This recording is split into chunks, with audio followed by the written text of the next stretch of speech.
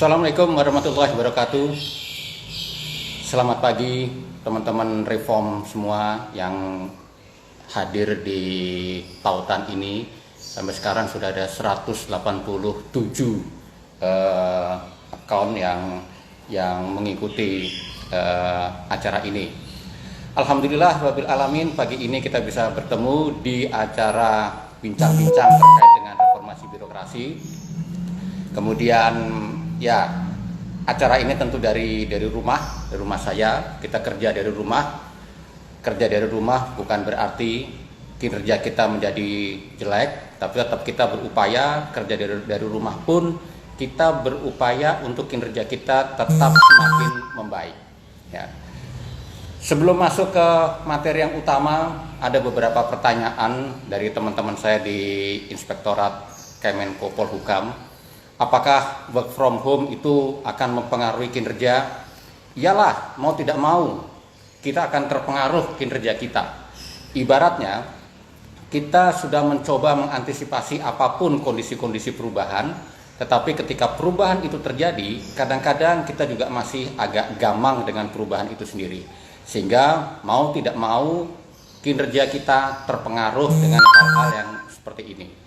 Dan kita upayakan, walaupun kita kerja dari rumah, jangan terlalu terpengaruh dengan kinerja. Sobat reform sekalian, teman-teman reformer sekalian, pada pagi ini saya sudah menerima, setidaknya sampai dengan tadi pagi, sudah ada 161 pertanyaan dari 64 orang. Dan alhamdulillah beberapa pertanyaan mirip atau berimpitan, sehingga tidak harus saya menjawab satu-satu. Namun supaya jawaban saya juga sistematis, saya akan menjawab dengan suatu sistematika tersendiri yang harapannya ini nanti akan bisa menjawab semua pertanyaan teman-teman semua. Dan nanti di akhir saya akan menjawab beberapa pertanyaan, beberapa diskusi yang tidak langsung terkait dengan materi yang ingin saya sampaikan.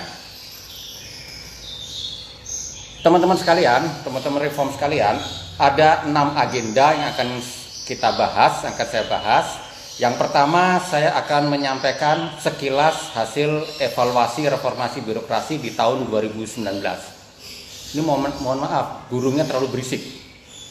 Nanti saya tutup dulu pintunya, sebentar.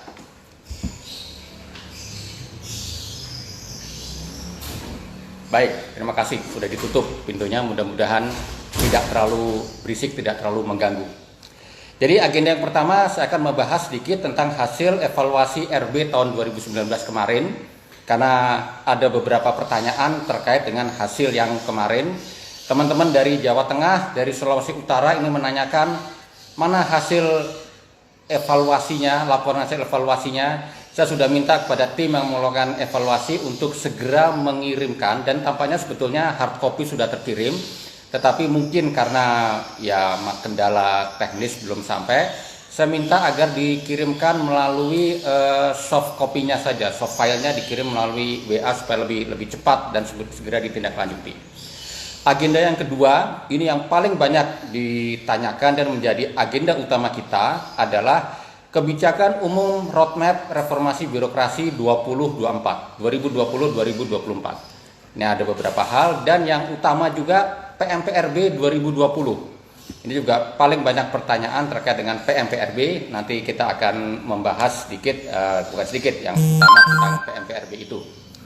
Kemudian agenda yang keempat adalah, ini juga ada beberapa pertanyaan, bagaimana sih untuk penguatan RB di masing-masing kementerian, lembaga, dan Pemda? Apa yang harus dilakukan? Ya, kita akan membahas sedikit tentang itu. Kemudian ada juga pertanyaan tentang apakah tahun ini akan dilakukan evaluasi mengingat kondisi COVID-19 ini seperti ini, ya, apakah 2020 akan dilakukan evaluasi? Jawabannya adalah kita akan berupaya tetap melakukan evaluasi RB di tahun 2020, dan nanti kita akan membahas bagaimana timeline evaluasinya.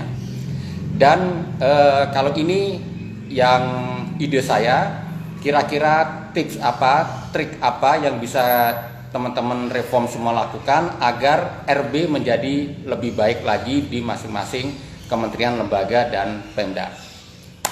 Baik teman-teman sekalian, kita masuk ke agenda yang pertama terkait dengan bagaimana hasil evaluasi reformasi birokrasi di 2019 yang kemarin.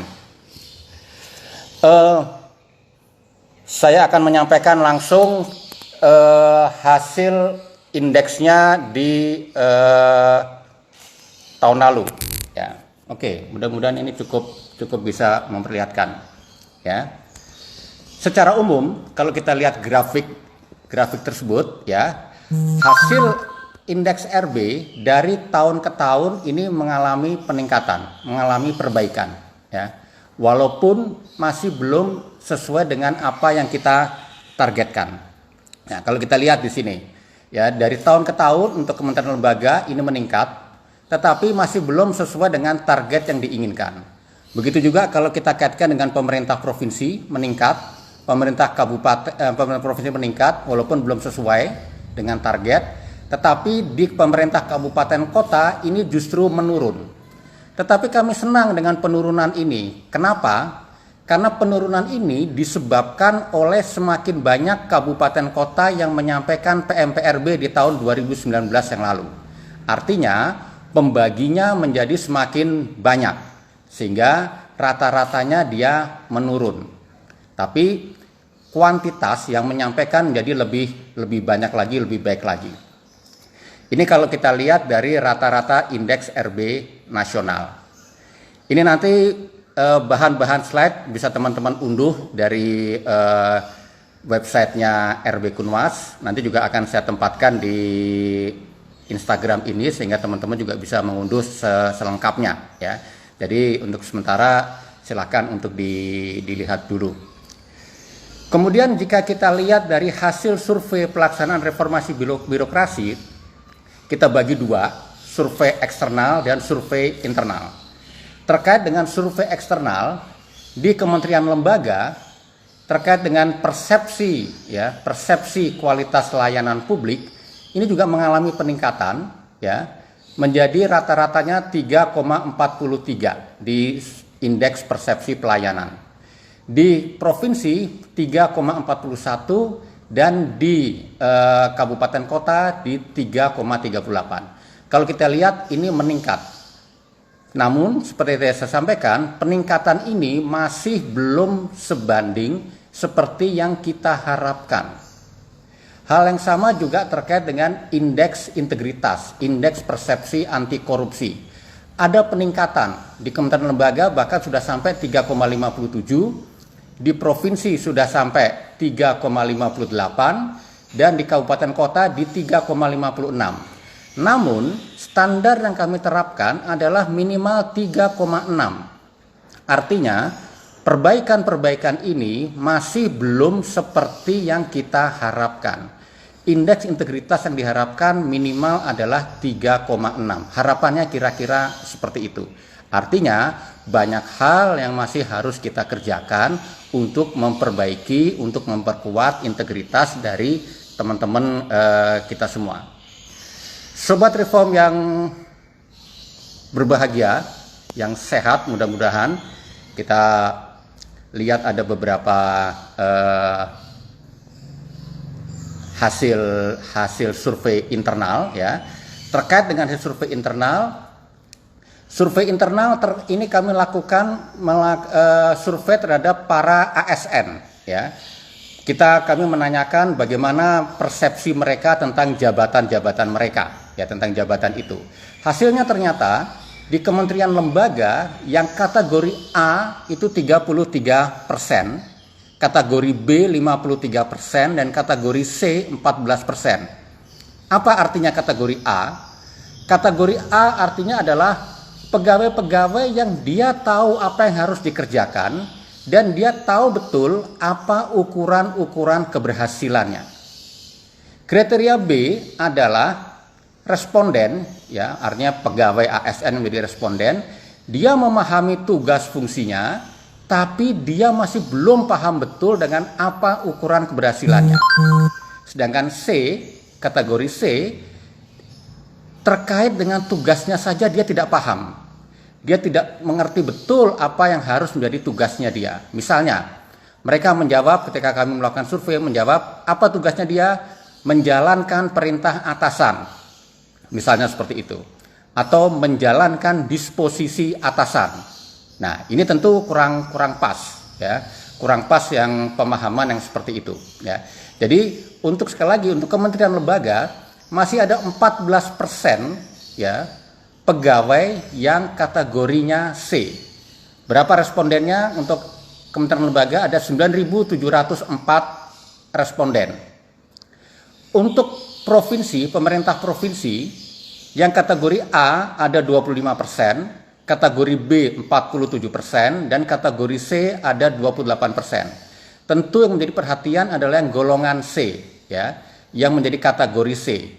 Ada 28% dari 4.401 ASN pemerintah provinsi yang menjadi responden. Sedangkan untuk kabupaten kota masih ada 21%, ya, responden atau ASN yang masuk golongan C. Ini yang harus menjadi perhatian. Untuk yang kabupaten kota ada 26.768 responden yang kami pilih.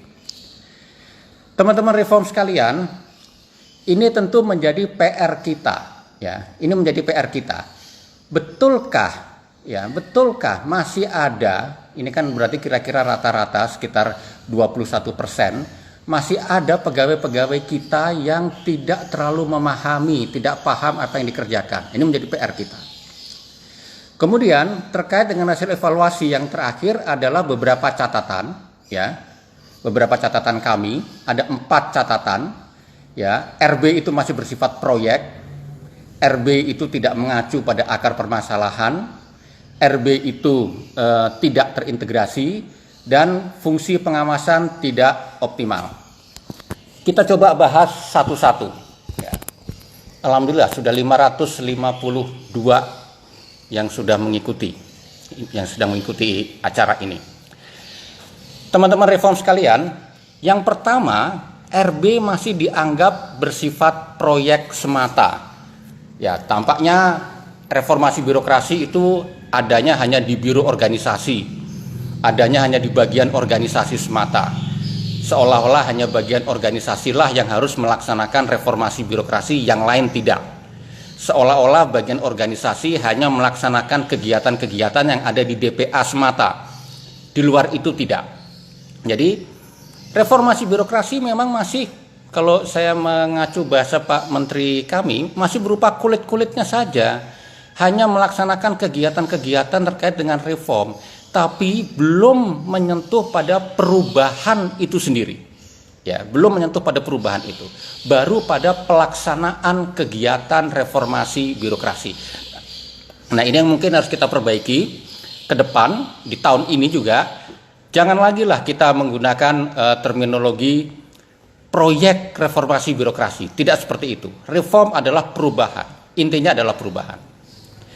Catatan kami yang kedua adalah reformasi birokrasi tidak mengacu kepada permasalahan apa yang dihadapi oleh instansi yang bersangkutan. Nah, akibatnya reformasi birokrasi hanya acara untuk mengumpulkan dokumen, acara untuk mengumpulkan pegawai semata. Tetapi permasalahan birokrasi itu sendiri tidak mampu untuk diselesaikan. Ya, jadi ini yang harus kita perbaiki. Kita harus mengidentifikasi sebetulnya permasalahan birokrasi apa sih yang kita hadapi di instansi kita. Apa permasalahannya? Tentu kita kaitkan dengan 8 area perubahan yang ada. Jadi apa saja permasalahan kita akan menyelesaikan dengan 8 area perubahan. Tentu tiap instansi akan berbeda karena tiap-tiap instansi permasalahannya berbeda, dan hasilnya itu akan lebih jelas pada perubahan yang seperti apa. Permasalahan ketiga adalah pelaksanaan reformasi birokrasi tidak terintegrasi. Tadi karena dianggap sebagai proyek, dibuatlah ada Pokja 1, Pokja 2, Pokja 3, dan seterusnya. Ya. Tidak salah ketika membuat pokja-pokja itu, namun masing-masing pokja melakukan upaya-upayanya, melakukan kegiatan-kegiatannya tidak terintegrasi antar pokja. Masing-masing pokja berjalan dengan sendiri-sendiri saja. Sehingga akhirnya ya tiap-tiap pokja berjalan tetapi tidak saling terkait, tidak menyelesaikan apa yang menjadi permasalahan itu tadi, ya.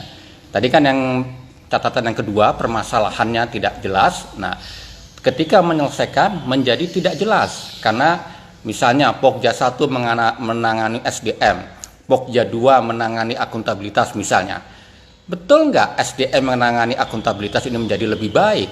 Ternyata tidak seperti itu karena masing-masing berjalan dengan sendiri-sendiri. Catatan kami yang keempat adalah pengawasan atau monitoring evaluasi atas pelaksanaan reformasi birokrasi ini relatif tidak berjalan. Jadi di sini tentu kami mengharapkan peran dari inspektorat, peran dari Itjen, peran dari aparat pengawas internal lebih aktif lagi untuk memastikan perubahan itu sudah terjadi. Ya, fokus kita adalah pada perubahannya itu. Bukan pada mengumpulkan dokumennya, ya, tapi perubahan itu. Sudahkah perubahan-perubahan itu menghasilkan kinerja yang lebih baik? Ya, jadi fokus kita adalah pada perubahan-perubahannya. Baik, sobat reform sekalian, teman-teman sekalian, kalau tadi itu adalah permasalahan-permasalahan, beberapa catatan terkait dengan hasil evaluasi kita yang kemarin yang kami lakukan di tahun 2019. Tentu di situ masih ada hal-hal yang harus kita perbaiki. Upaya kita adalah mari kita perbaiki di tahun 2020 ini. Pertanyaan yang terbanyak adalah bagaimana kebijakan reformasi birokrasi 2024? Apakah ada perubahan dibandingkan dengan periode yang lalu dan sebagainya. Secara umum perubahan ada.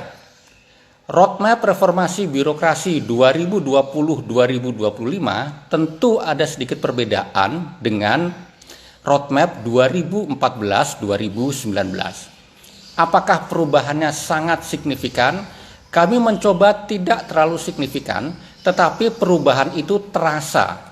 Kami fokus pada arah perubahan, arah perbaikan yang sudah dilakukan oleh masing-masing kementerian, lembaga, dan pemerintah daerah. Jadi fokus kami reformasi birokrasi itu bukan sekedar dokumen yang dikumpulkan, bukan sekedar ngumpulin orang, bukan sekedar pelaksanaan kegiatan, tetapi perubahan-perubahan yang nyata. Nah, ada beberapa pembahasan di sini saya ingin perlihatkan sedikit lagi, ya. Seperti yang lalu, ya, kita juga menapaki mulai tahap rule based birokrasi, performance based birokrasi, dynamic governance. Arah kita nanti akan ke sana. Kita akan berupaya 2024 menjadi pemerintahan berkelas dunia. Arah kita ke sana dan kita tidak putus asa untuk mencapai ini. Tapi apakah ini pasti akan tercapai? Tergantung pada upaya kita. Jika kita kaitkan dengan katakanlah teoritisnya, artinya supaya roadmap ini juga tidak bergerak terlalu jauh dari landasan teoritis, maka kita sudah menjajaki saat ini sampai kepada new public management, ya. Kita sudah mengarah ke sana, ya. Jadi kita mulai bergerak dari old public administration, walaupun tidak kita tinggal sama sekali, kita sudah lebih banyak ke new public management dan kita mulai mengarah kepada governance-nya. Dan ini arah kita ke sana. Dynamic governance kita harapkan akan tercapai di 2024 nantinya. Sobat reform sekalian, ini adalah arah kebijakan kita. Dan sasaran reformasi birokrasi tetap 3. Pertama, birokrasi yang bersih akuntabel. Kedua, birokrasi yang kapabel. Dan 3, pelayanan publik yang prima. Jika kita lihat, ketiga sasaran reformasi birokrasi ini tidak berbeda jauh dengan sasaran reformasi birokrasi yang lalu. yang periode yang lalu, ya. Memang kita upayakan perubahan itu tidak terlalu drastis, tetapi perubahan kecil yang diharapkan mampu membuat hasilnya sangat besar. Perbedaannya nanti menjadi sangat besar. Kemudian kalau kita kaitkan, yang lalu kita bicara 8 area perubahan, tentu kita juga masih bicara tentang 8 area perubahan. Ya, 8 area perubahan ini diharapkan akan mewujudkan birokrasi yang bersih, akuntabel, birokrasi yang capable, pelayanan publik yang semakin prima. Dan jika reformasi birokrasi ini terwujud dengan baik, maka prioritas kerja presiden, prioritas kerja kabinet ini akan lebih mudah tercapainya. Jadi, jangan mengatakan reformasi birokrasi itu berhasil hanya dari mengumpulkan dokumen. Tetapi reformasi birokrasi dikatakan berhasil jika prioritas-prioritas kerja pemerintah itu dapat terwujud dengan baik. Reformasi birokrasi di masing-masing kementerian, lembaga, dan Pemda itu berhasil jika setiap Pemda, setiap kementerian dan lembaga itu bisa mencapai target-target kinerja yang menjadi prioritasnya. Ya. Bu Popi, terima kasih Bu Popi sudah bergabung di sini. Bu Popi itu dari Sekretariat Wakil Presiden. Alhamdulillah Ibu sudah ikut di sini untuk nggak apa-apa memantau saya apakah betul saya melakukan sosialisasi dengan baik. Sobat Reform sekalian, tadi ya kebijakan-kebijakan terkait dengan reformasi birokrasi ada perubahan, tetapi kami upayakan tidak terlalu signifikan, ya. Dan jika yang lalu perubahan-perubahan atau reformasi birokrasi itu lebih kepada pemenuhan, maka perbedaannya di roadmap yang kali ini adalah pada hasil nyatanya seperti apa. Apa sih hasil nyata dari reform itu? Ketika kita melakukan reform itu, hasil nyatanya seperti apa kira-kira? Kabupaten Tulungagung hadir juga. Terima kasih Pak Uun, ya. Terima kasih atas kehadirannya. Dari Lapan, Pak Said dari Inspektorat Lapan, alhamdulillah bergabung di sini, ya.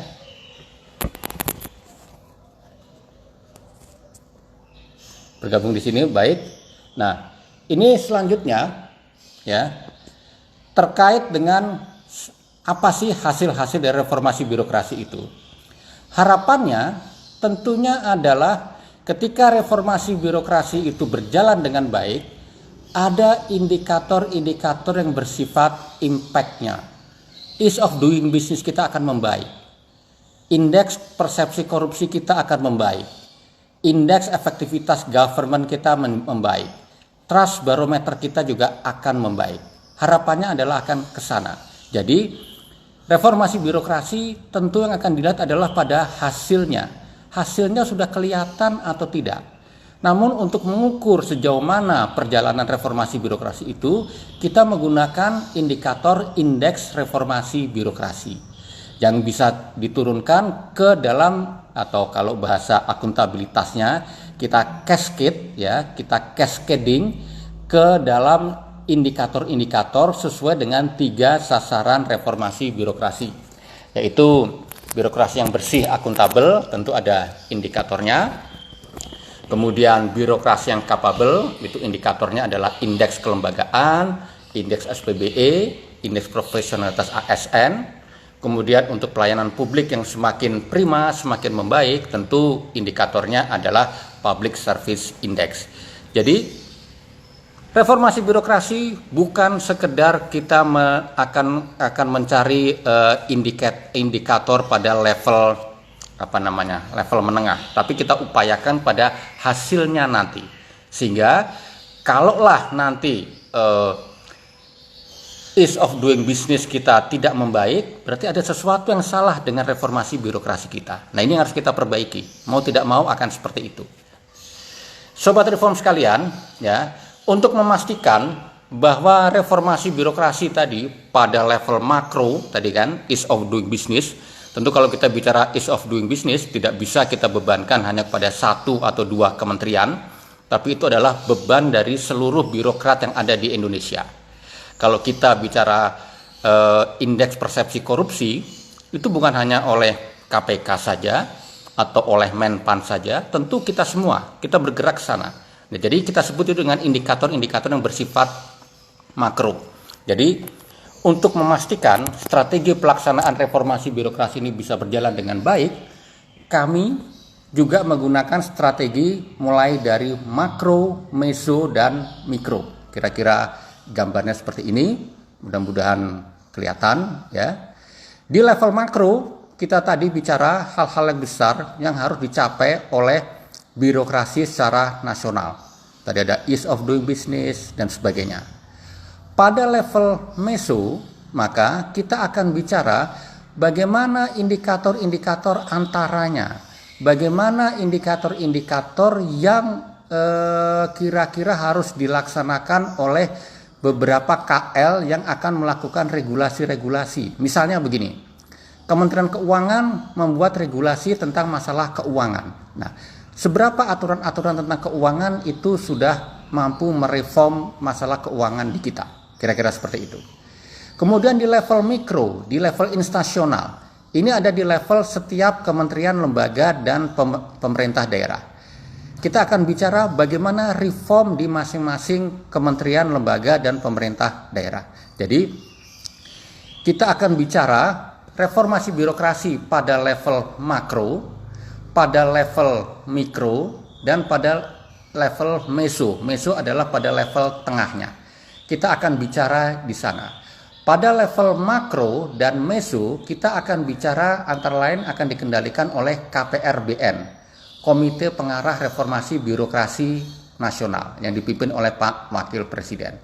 Beliau yang akan mengarahkan tentang arah pembangunan, arah kebijakan tentang reformasi birokrasi. Pak Erik, ya, bahan akan kita share, Pak, jangan khawatir, ya. Pak Erik. Kemudian Pak siapa tadi ini ada beberapa yang minta bahan ya.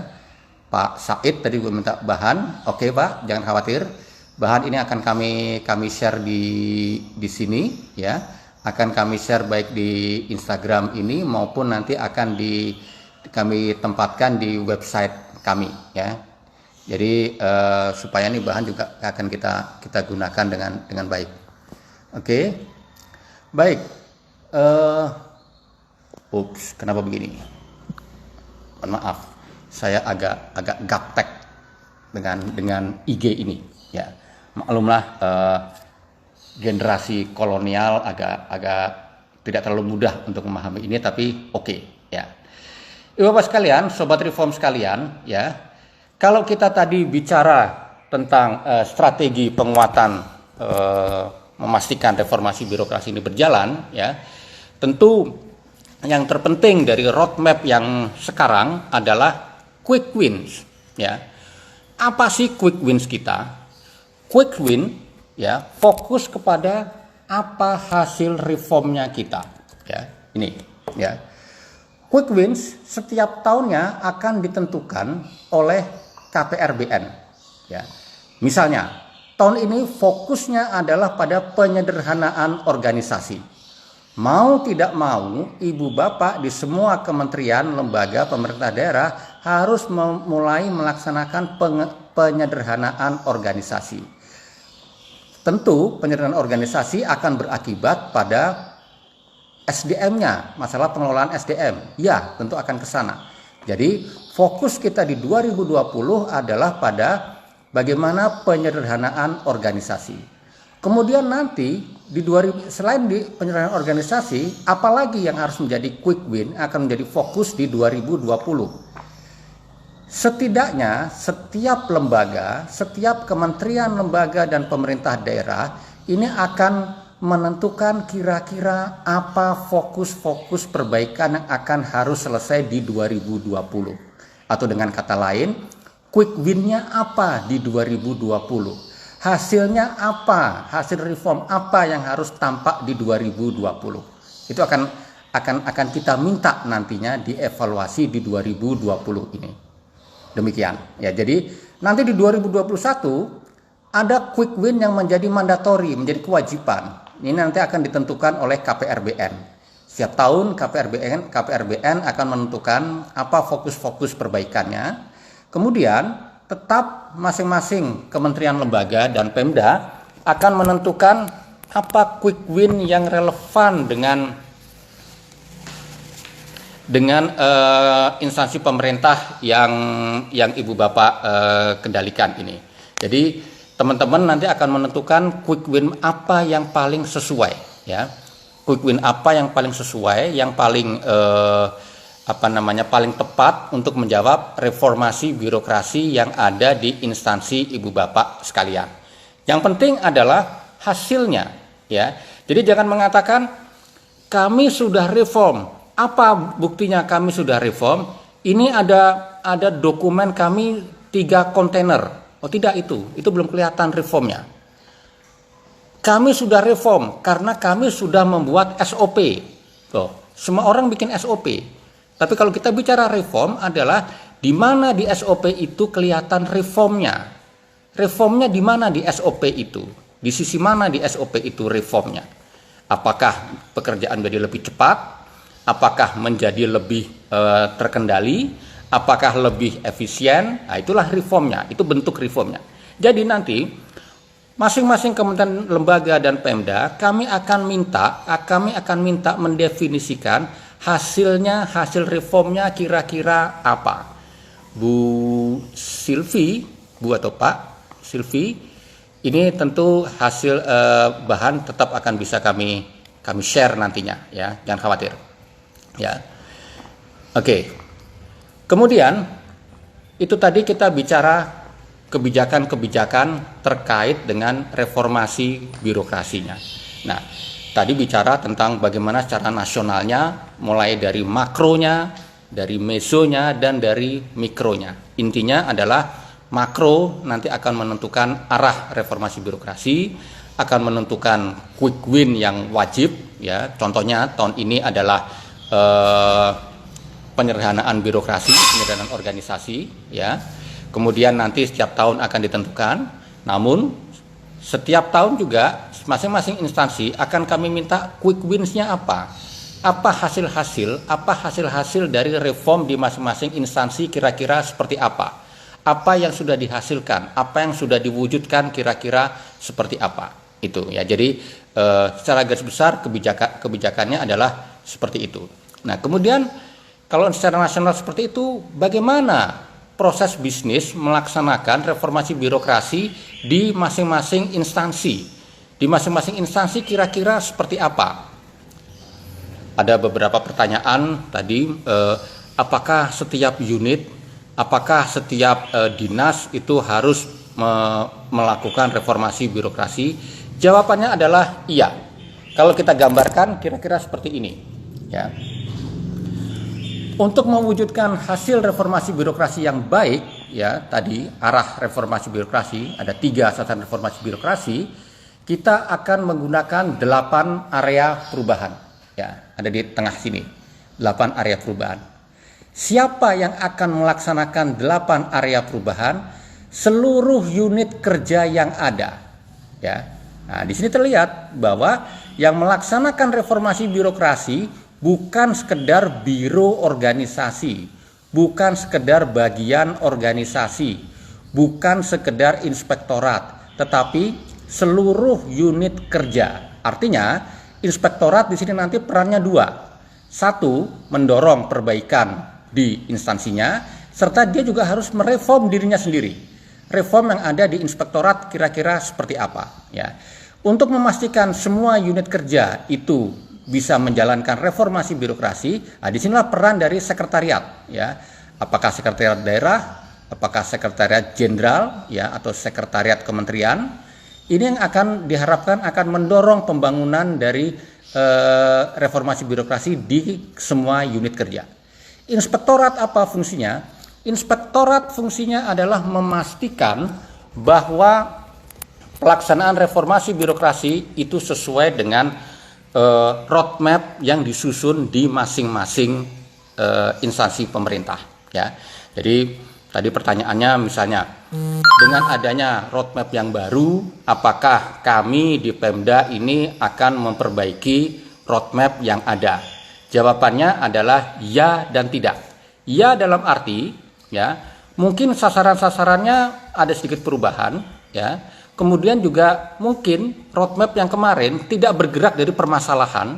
Nah, kita akan bergerak ke sana.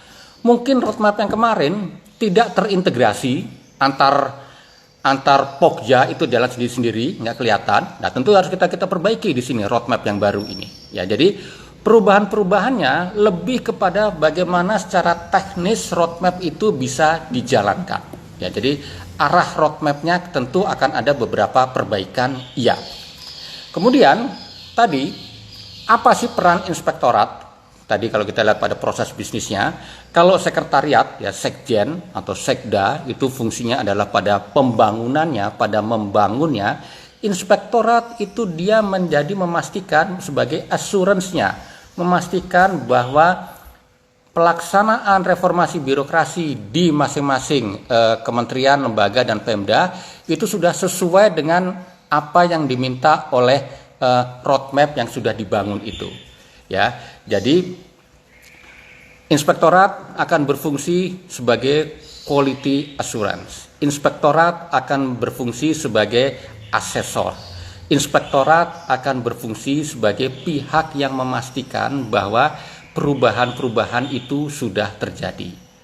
Tentu harus ada pemahaman yang sama, pemahaman yang sebangun antara yang membangun dengan inspektorat sebagai assurance-nya, ya. Tentu harus ke sana. Iya. Pemahaman inspektorat sebagai assurance, sebagai verifikator dari pelaksanaan dari RB ini tentu diharapkan akan sebangun dengan pada saat pembangunan yang dilakukan oleh sekjen, kira-kira seperti itu. Sehingga tahu persis kira-kira arah pembangunan reformnya itu nanti seperti apa. Dan itu yang harus dipastikan oleh inspektorat. Tentu bukan sekedar inspektorat memastikan bahwa dokumen pendukung sudah ada atau tidak. Itu iyalah kalau memang diperlukan. Tetapi tentu fokusnya bukan di situ. Fokusnya adalah pada perubahan-perubahan itu sendiri. Sudahkah perubahan-perubahan itu terwujud atau tidak di instansi ibu bapak masing-masing, ya, gitu. Jadi sudahkah terwujud atau tidak, gitu, ya. Ini ada pertanyaan dari Mas Arief Widodo. Quick win harus selesai di tahun pertama. Setiap tahun tentu harus ada quick win, harus jelas quick winnya apa. Yang jelas di tahun ini, ya, di tahun 2020 arahan Presiden adalah penyederhanaan organisasi. Kita akan melihat bagaimana penyederhanaan organisasi di tahun 2020 ini. Apa implikasinya? Tentu kita bukan sekedar mengurangi dari sekian jadi sekian, tetapi implikasinya apa dan sudahkah itu kita bangun, ya. Kita bangun dengan baik dan hasilnya juga menunjukkan hasil yang baik.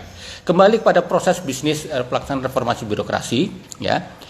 Tadi peran sekretariat, peran inspektorat sudah cukup jelas, dan peran masing-masing unit kerja. Reform tentunya, real reform itu nyata di setiap unit kerja. Setiap unit kerja akan kelihatan reformnya nanti seperti apa. Kelihatan reformnya, perubahan-perubahannya kira-kira seperti apa. Kenapa di setiap unit kerja? Tentu saja karena unit kerja adalah front terdepan, ya, unit terdepan yang melayani masyarakat. Reformasi birokrasi tentu harus bisa dirasakan oleh masyarakat, sehingga pihak yang memberikan pelayanan langsung ke masyarakat, disitulah letaknya reformnya. Ya. Ada pertanyaan yang cukup menarik dari Pak akunnya Bonai Ishak, Pak Ishak Bonai dari Jayapura. Terima kasih Pak Ishak Bonai. Mudah-mudahan Bapak mengikuti, ya, mudah-mudahan mengikuti ini. Beliau menyampaikan bahwa kami sudah membuat berbagai inovasi-inovasi tapi tidak diakomodir oleh anggarannya, gitu kan. Terus bagaimana ini? Apakah nanti pelayanan akan menjadi lebih baik? Nah, saya ingin sampaikan bahwa inovasi itu adalah tulang punggung dari reformasi birokrasi itu sendiri. Ya, inovasi itu akan menghasilkan upaya-upaya perubahan-perubahan, perbaikan-perbaikan yang lebih baik lagi, akan mendorong kinerja yang lebih baik lagi. Kuncinya adalah, sudahkah inovasi yang Pak Ishak tadi sampaikan, Pak Ishak Bone sampaikan, sudahkah inovasi itu berawal dari permasalahan yang dihadapi oleh instansi Bapak? Ya, jadi maksud saya begini, jangan inovasi itu seperti berdiri di Menara Gading, hanya berdiri, ini loh inovasi, ini kami inovasi, tapi inovasi itu tidak melekat langsung, tidak berpengaruh langsung pada permasalahan yang dihadapi oleh instansi Pak Ishak tadi. Ya, jadi bergeraklah inovasi itu dari permasalahan. Permasalahan yang Bapak hadapi apa? Permasalahan yang dihadapi oleh instansi Ibu Bapak kira-kira apa? Dari permasalahan itu kita berpikir bagaimana untuk menyelesaikannya. Contoh yang paling gampang begini. Kita semuanya sekarang diminta untuk work from home, ya. Dengan adanya COVID-19 ini, kita diminta kerja dari rumah. Kerja dari rumah itu ternyata tidak sesimpel yang dikatakan. Kita harus mempunyai kemampuan untuk tetap berhubungan dengan pihak-pihak lain. Kita harus punya kemampuan untuk bisa katakanlah pertemuan seperti ini, rapat dengan menggunakan media online yang seperti ini. Dan ini kita membutuhkan keterampilan tambahan. Nah, di sini kita tidak perlu inovasi karena bahan-bahan atau media untuk berhubungan ini kita tinggal ngambil, sudah ada yang jadi, ya. Kita tinggal menggunakan apakah Zoom ataukah Instagram seperti ini. Tapi ya contohnya yang tadinya saya tidak paham, tidak ngerti tentang Instagram, mau tidak mau saya sekarang harus tahu tentang bagaimana penggunaan Instagram. Walaupun tampaknya teman-teman saya di rumahnya masing-masing mentertawakan saya gitu. Oke, gitu. Saya harus tahu itu. Nah, begitu juga dengan inovasi. Inovasi kita berpikir dari permasalahan. Ketika kita tahu permasalahannya apa, maka inovasi apa yang harus kita lakukan? Model inovasi apa yang harus kita lakukan? Apakah kita hanya seperti begitu-begitu saja, ya kan? Artinya tidak ada perubahan. Atau ketika kita melihat permasalahan ini, maka kita perlu berubah seperti apa? Perubahannya kira-kira nanti seperti apa? Ya, jadi itulah inovasi. Jadi inovasi tentu kita sesuaikan dengan kondisi yang ada. Jadi Pak Ishak, jangan pernah letih untuk melakukan inovasi, jangan pernah lelah untuk melakukan pengabdian kepada negeri ini. Bapak masih sangat dibutuhkan, ya. Kalau saya lihat dari kalimat Bapak, mohon maaf, ini tampaknya Bapak agak sedikit pesimistis. Saya ingin ingatkan, mari kita tetap optimis, jangan pernah letih, jangan pernah lelah untuk memberikan yang terbaik untuk bangsa ini, untuk negeri ini. Mungkin inovasi Bapak saat ini belum dilihat oleh atasan Bapak, tetapi jika bisa dirasakan inovasi Bapak itu membuat perubahan, membuat perbedaan dengan pekerjaan-pekerjaan yang lalu, membuat perbedaan dengan kinerja yang lebih baik lagi, insya Allah ini akan menjadi lebih baik lagi. Bapak akan lebih dilihat lagi oleh semua orang yang ada di sana, gitu. Dan jangan fokuskan kepada penghargaannya, tapi justru pada perubahan-perubahan apa saja yang harus ada, gitu. Ya, jadi semua kembali kepada proses bisnisnya. Semua unit kerja, ya, semua unit kerja harus mampu melakukan reform di bidangnya masing-masing. Misalnya, kalau kita bicara dinas pendidikan, apa reform di dinas pendidikan? Bagaimana upaya untuk mendeliver materi-materi pendidikan pada anak didik supaya lebih baik lagi, supaya hasil pendidikannya lebih baik lagi? Bagaimana reform kita supaya angka putus sekolah menjadi turun dan sebagainya. Kalau kita bicara misalnya di dinas apa yang lain, dinas koperasi misalnya, bagaimana kita memastikan koperasi itu mampu berkontribusi terhadap perekonomian di suatu daerah. Jadi kita tidak sekedar bicara tentang bagaimana SOP mendirikan koperasi. Tidak sekedar itu, tetapi bagaimana memastikan apa inovasi kita, apa reform kita terkait bagaimana kita mendorong koperasi ini mampu berkontribusi kepada perekonomian di daerah yang bersangkutan. Atau misalnya teman-teman yang ada di KL pusat, di kementerian lembaga, di setiap unit kerja. Saya beberapa waktu yang lalu dan tadi juga ada dari Kementerian Pendidikan dan Kebudayaan, misalnya ada misalnya P4TK, itu adalah unit kerja yang melakukan pendidikan kepada guru. Pertanyaannya adalah reform apa yang sudah Ibu Bapak lakukan untuk memastikan guru-guru kita menjadi lebih baik kualitasnya. Jadi tidak sekedar kami sudah melakukan supervisi kepada guru. Oh ya, kalau sudah melakukan supervisi hasilnya apa? Sudahkah guru yang disupervisi hasilnya menjadi lebih baik? Nah, itu tentu harus mampu kita jawab, ya. Itu arahnya ke sana. Jadi unit-unit kerja disitulah sebagai ujung tombak reformasi birokrasi. Unit-unit kerja. Walaupun nanti kami akan membatasi ketika nanti kami melakukan minta untuk melakukan PMPRB, kami akan membatasi unit kerja tertentu saja yang wajib untuk masuk di PMPRB. Namun pada dasarnya semua unit kerja harus mampu menunjukkan reformnya di mana, hasil reformnya seperti apa, harus mampu ke sana, ya. Berikutnya adalah ini yang paling banyak juga terkait bagaimana supaya strategi reformasi birokrasi ini bisa berjalan dengan baik. Kami bisa meningkatkan kualitas reformnya. Reform tidak hanya parsial saja, tidak hanya sepotong-sepotong saja. Saya akan memperlihatkan sedikit ilustrasinya, ya.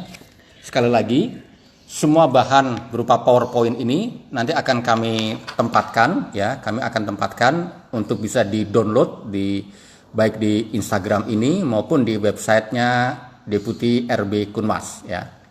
Nah, ini adalah strategi implementasi yang kami sarankan.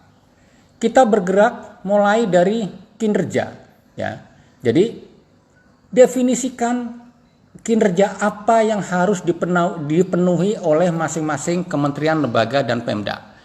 Apa definisi kinerja yang harus dipenuhi oleh masing-masing unit kerja. Ya, jadi bukan hanya pada level Pemda, level kementerian, lembaga, tapi juga unit kerja. Definisikan kinerjanya.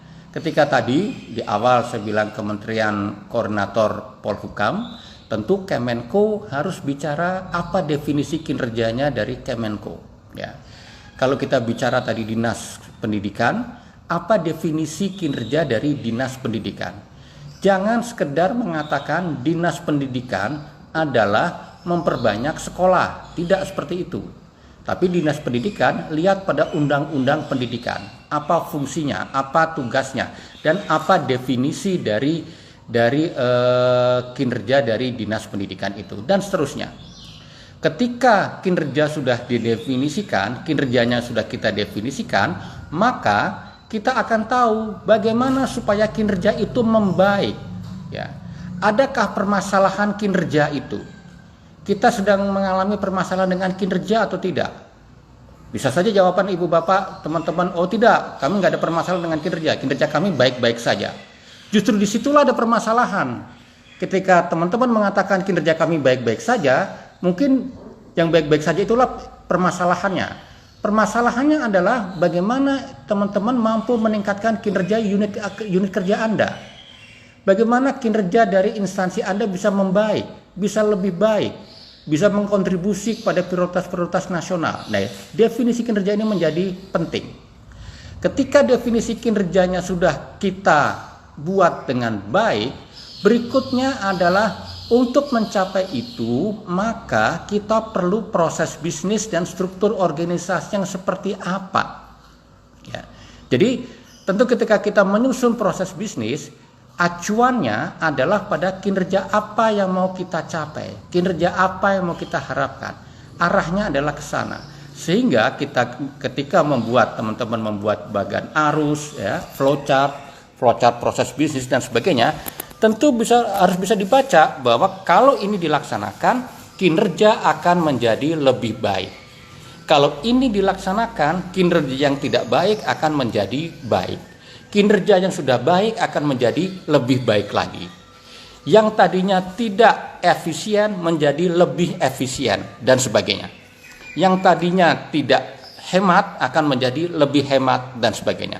Sehingga ketika kita bicara proses bisnis, struktur organisasi, maka kita akan bicara acuannya adalah kita tuh akan mencapai apa sih?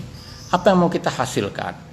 Nah, ketika itu sudah jelas, maka tentu pembangunan proses bisnisnya, struktur organisasi, termasuk berikutnya mengelola SDM-nya akan kita kaitkan dengan kinerja apa yang mau kita capai. Ya, jadi mungkin di unit teman-teman, ada SDM yang latar belakangnya tidak sesuai dengan kinerja yang akan tercapai. Pertanyaannya adalah apakah itu mau dibuang ataukah akan kita perbaiki? Untuk membuang prosesnya panjang, ya.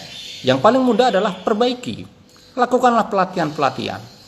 Lakukanlah pendidikan-pendidikan dalam jangka cepat yang mampu untuk memperbaiki kualitas SDM kita, ya.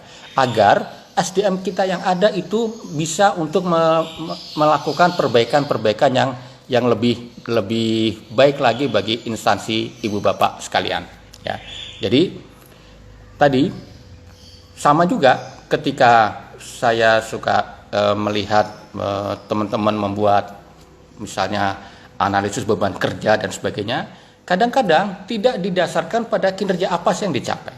Ya, kadang-kadang ke sana hanya membuat karena formulirnya seperti itu maka kita ikuti bla bla bla bla seperti ini. Nah, itu tidak salah, tetapi tidak akan kelihatan reformnya. Reformnya ibu bapak tidak akan kelihatan. Teman-teman ingat, saya menganggap 798, 803 sekarang teman-teman yang bergabung di sini adalah reformer. Teman-teman semua adalah reformer. Teman-teman semua bukan sekedar pelaksana, tapi teman-teman semua adalah agen perubahan itu sendiri. Ya, semua teman-teman yang ikut di sini adalah agen perubahan. Promosikan perubahan-perubahan itu. Perubahan itu bukan sekedar ikut yang sudah biasa. Formulirnya begini, maka kami melakukan seperti itu. Oke, itu tidak salah. Tapi ketika kita mengisi formulir itu, ada nggak perubahan-perubahan yang mau kita masukkan di situ? Ada nggak hasil yang lebih baik yang mau kita masukkan di situ? Nah, disitulah kita akan berpikir bahwa mau nggak mau perubahan itu akan kita laksanakan. Kita wajib untuk melakukan perubahan-perubahan itu. Ya, jadi teman-teman 822 reformer bergabung di sini. Mudah-mudahan Indonesia bisa reform dengan lebih cepat lagi, lebih baik lagi. Kembali ke laptop, ya. Kalau tadi strategi implementasi, ya, tadi intinya adalah terintegrasi, ya. Tidak harus misalnya mau dibuat Pokja 1, Pokja 2, Pokja 3 silahkan. Tetapi intinya adalah masing-masing Pokja itu harus terintegrasi dan menghadapi permasalahan yang sama. Menyelesaikan permasalahan yang sama. Teman-teman reformer ya harus tahu permasalahannya apa di tempat ibu bapak, di tempat teman-teman semua itu permasalahannya apa. Nah, itulah yang harus diselesaikan, ya. Itulah yang harus direform. Reformnya akan mengarah ke sana, ya. Jadi boleh Pokja 1, 2, 3 dan seterusnya, tetapi bekerja secara terintegrasi. Dan bukan hanya itu saja. Mungkin ada tim pada level kementerian, ada tim pada level eselon 1-nya mungkin ada juga, atau mungkin ada tim pada level OPD-nya, silahkan saja. Maksud saya adalah saya tidak mengharuskan masing-masing unit ada timnya, ya. Tetapi jikalah memang ada, maka tim pusat dengan tim unit ini harus terintegrasi dengan baik, harus berkolaborasi dengan baik. Ya, jadi misalnya di kementerian lembaga ada ditjen misalnya, ada tim RB pada level kementerian, Di Ditjennya apa? Apakah perlu tim RB di level Ditjen? Bisa iya, bisa tidak. Bisa iya artinya di Ditjen itu membentuk tim reformasi birokrasi di Ditjen itu, tapi mungkin juga tidak perlu karena di sana sudah ada Sekditjen misalnya. Ya, Sekditjen lah yang bertanggung jawab atas pelaksanaan reformasi birokrasi. Mohon maaf teman-teman, ternyata saya haus juga ya. Minum dulu sebentar, mohon maaf.